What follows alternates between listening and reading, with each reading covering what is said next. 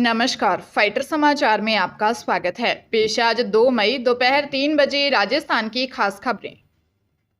SI भर्ती paper leak मामले में गिरफ्तार 11 ट्रेनी एसआई और एक कांस्टेबल की जमानत रद्द करने के मामले में हाईकोर्ट ने एसओजी के प्रार्थना पत्र को स्वीकार कर लिया है और निचली अदालत का रिकॉर्ड तलब किया है। दरअसल गिरफ्तार ट्रेनी एसआई की एसएलपी पर सुनवाई करते हुए सुप्रीम कोर्ट ने 26 अप्रैल को हाईकोर्ट को निर्देश दिए थे कि वे 1 मई से सप्ताह भर के अंदर सुनवाई पूरी करके फैसला दे। अब हाईकोर्ट इस मामले में 6 मई को फाइनल सुनवाई करेगा। आरोपियों के वकील रमीत पारिक और वेदांत शर्मा ने बताया कि जयपुर मेट्रो द्वितीय की सीएमएम कोर्ट ने आरोपियों को 12 अप्रैल को जमानत देने का आदेश दिया था। इसके खिलाफ सरकार हाईकोर्ट गई थी। हाईकोर्ट ने 15 अप्रैल को सुनवाई के बाद सीएमएम कोर्ट के आदेश पर रोक लगा दी थी। इस फैसले के खिलाफ आरोपी सुप्रीम कोर्ट पहुंचे थे। अलवर के जिला आबकारी अधिकारी आरएस सुरेश कुमार यादव को रिश्वत लेते एसीबी ने गिरफ्तार किया है। यह रिश्वत शराब की दुकान की लोकेशन पास करने की एवज में ली गई थी। आरोप है कि रिश्वत की पहली किस्त के 3 लाख रुपए पहले ही लिए जा चुके हैं। दूसरी किस्त के 3 लाख रुपए लेते हुए पकड़ा गया। भिवाड़ी एसीबी के डीएसपी पीएल यादव ने बताया कि पूरण सिंह निवासी जमालपुर ने दी शिकायत में बताया कि शराब ठेकेदार अतर सिंह गुर्जर निवासी रामगढ़ को कंपोजिट शराब की दुकान मालाखेड़ा में है, जिसका काम वह देखता है। मालाखेड़ा स्थित शराब की दुकान के गोदाम की लोकेशन पास कराने के लिए आबकारी अधिकारी सुरेश कुमार ने लोकेशन पास करने की एवज में 6 लाख की रिश्वत मांगी। पहले 3 लाख रुपए दे दिए, बाकी 3 लाख के लिए परेशान करने पर एसीबी को शिकायत दी। डीईओ सुरेश कुमार पुत्र बलवीर सिंह यादव कलाकरी बुहाना जिला झुंझुनू का मूल निवासी है। उसके जयपुर आवास पर भी देर रात तक जांच चली। उदयपुर पोक्सो कोर्ट ने नाबालिग के अपहरण और दुष्कर्म के दोषी को 20 साल की कड़ी कैद की सजा सुनाई।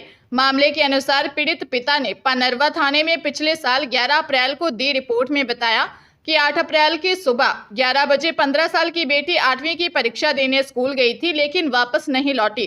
तलाश की तो पता चला कि बंकुम्बा पनरवा निवासी कांतिलाल बेटी को भगा ले गया।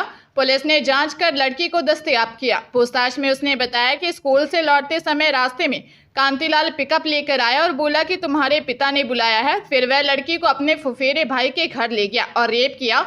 विरोध पर मारपीट की। दूसरे दिन उसे सायरा के पास रानी गांव ले गया। वह 3-4 दिन अपने सेठ के मकान में रखकर रेप किया। पुलिस ने आरोपी कांतिलाल को गिरफ्तार कर चालान पेश किया। प्रधानमंत्री नरेंद्र मोदी की मिमिक्री करने वाले श्याम रंगीला अब पीएम नरेंद्र मोदी के सामने चुनाव लड़ने जा रहे हैं। श्याम रंगीला वाराणसी लोकसभा सीट से पीएम मोदी के सामने निर्दलीय नामांकन दाखिल करेंगे। उन्होंने अपने एक्स अकाउंट पर भी पोस्ट शेयर की। इस पर जब उनके इस फैसले को लेकर बातचीत की गई तो रंगीला ने कहा, मैं 2014 तक नरेंद्र मोदी का भक्त था, लेकिन पिछले 10 साल में उन्होंने जिस तरह से कामकाज किया है, इससे मैं पूरी तरह हताश और निराश हूँ।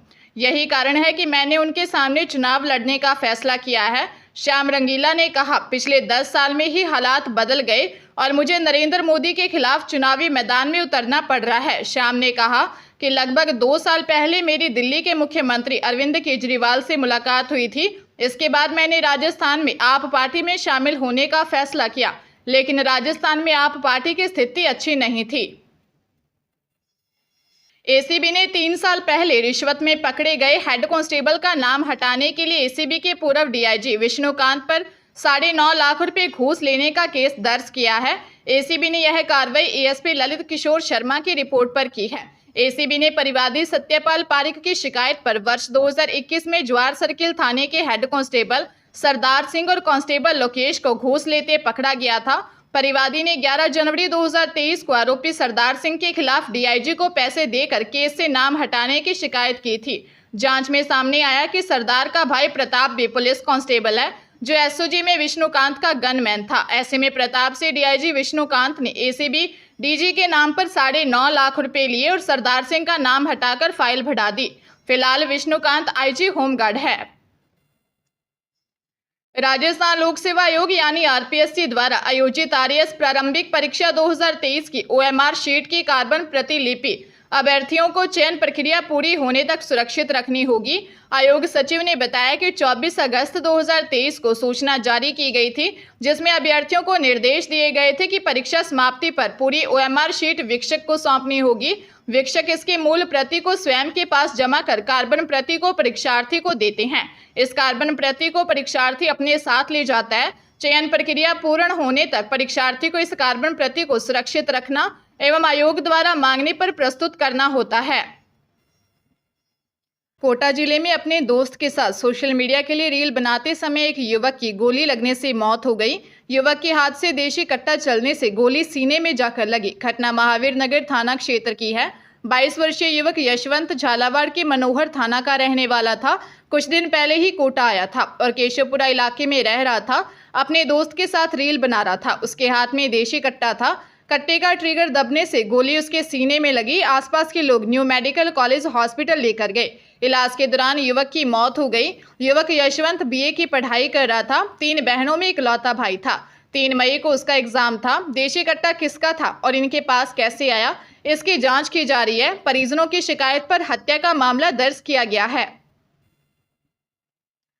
गर्मियों की छुट्टियों में Indian railway catering and tourism corporation की ओर से यात्रियों की मांग पर अलग अलग जगहों के लिए भारत गौरव टूरिस्ट ट्रेन का संचालन किया जा रहा है। मई में उदयपुर से अयोध्या और दक्षिण भारत के लिए 2 ट्रेनें चलाने की घोषणा के बाद अब रेलवे ने 7 ज्योतिर्लिंगों के दर्शन के लिए एक स्पेशल ट्रेन चलाने की तैयारी कर ली है। यह ट्रेन जयपुर से रवाना होकर भीलवाड़ा होते हुए चलाई जाएगी। 11 दिन के ट्रिप में नागेश्वर, द्वारिका, सोमनाथ, त्र्यंबकेश्वर, भीमाशंकर, घृणेश्वर, महाकालेश्वर और ओंकारेश्वर ज्योतिर्लिंग के दर्शन करवाए जाएंगे। साथ ही बैंट द्वारका और द्वारकाधीश मंदिर भी देखने का मौका मिलेगा। ट्रेन 1 जून को जयपुर से रवाना होकर वाया अजमेर, भीलवाड़ा, चित्तौड़गढ़ और उदयपुर से होते हुए जाएगी। यात्री सिर्फ इन 5 स्टेशनों से ही सवार हो सकेंगे। पूरी यात्रा 10 रात और 11 दिन की होगी। Narcotics control bureau of India और गुजरात एटीएस की टीम ने राजस्थान और गुजरात में कई जगह छापे मार 230 करोड़ की ड्रग पकड़ी। इस टीम ने औसिया में ड्रग्स बनाने की फैक्ट्री भी पकड़ी थी। इस मामले में गांधीनगर फॉरेंसिक टीम ने खुलासा किया है कि औसिया में जो फैक्ट्री पकड़ी गई उसमें बीएमडी ड्रग्स बनाई गई थी। वहां बनी ड्रग्स की सप्लाई गुजरात से मुंबई में बॉलीवुड सहित देश भर में की जा रही थी। टीम को आशंका है कि इनका नेटवर्क इससे भी बड़ा है। गिरफ्तार आरोपियों से पूछताछ की जा रही है। एनसीबी के जॉइंट डायरेक्टर घनश्याम सोनी ने बताया, अहमदाबाद निवासी मनोहर लाल और गांधीनगर निवासी कुलदीप सिंह किसी ड्रग को बनाने के लिए रॉ मटेरियल लाकर लैब में एमडी ड्रग्स तैयार करते थे। एनसीबी और गुजरात एटीएस की टीम ने राजस्थान, गुजरात में कुल 13 लोगों को गिरफ्तार किया। इनमें से 6 राजस्थान के हैं। शिक्षा विभाग की गफलत के कारण फाइनल परिणाम में पूरक आने वाले विद्यार्थियों के सामने संकट खड़ा हो गया है। इनको शिक्षा विभाग ने तैयारी का समय ही नहीं दिया। विभाग की ओर से जारी टाइम टेबल के अनुसार स्थानीय परीक्षाओं का फाइनल परिणाम 7 मई को घोषित किया जाएगा और पूरक परीक्षाएं 8 मई से शुरू हो जाएंगी, जो 15 मई तक चलेंगी। ऐसे में पूरक आए विद्यार्थियों को तैयारी का मौका ही नहीं मिलेगा। इससे उनके सामने फेल होने का संकट रहेगा। इस गफलत से सबसे अधिक परेशानी 9वीं और 11वीं कक्षा में पूरक आने वालों को होगी। विभाग से प्राप्त जानकारी के अनुसार लोकसभा चुनाव में के कारण विभाग में शिविरा पंचांग में संशोधन किया था। पहले 30 अप्रैल को फाइनल परिणाम जारी होना था, लेकिन चुनाव के कारण इसमें बदलाव करते हुए 7 मई को परिणाम जारी करने की नई तिथि तय की गई, लेकिन पूरक परीक्षा की तिथि में कोई बदलाव नहीं किया गया।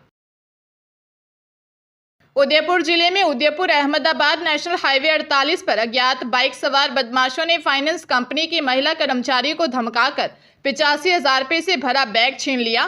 पुलिस के अनुसार क्रेडिट टैक्सेस ग्रामीण लिमिटेड फाइनेंस कंपनी की कर्मचारी मेघना मीणा ग्रामीण क्षेत्र में दिए लोन की किश्त रिकवर कर स्कूटी से ऋषभदेव शाखा लौट रही थी। पीपलिए आंबा घाटी के समीप बाइक सवार बदमाशों ने उसे धमकाकर रखे 84,772 रुपये से भरा बैग छीन लिया और भाग गए। बदमाशों के खिलाफ पीड़िता की रिपोर्ट पर प्रसाद पुलिस ने मामला दर्ज कर बदमाशों की तलाश शुरू कर दी है।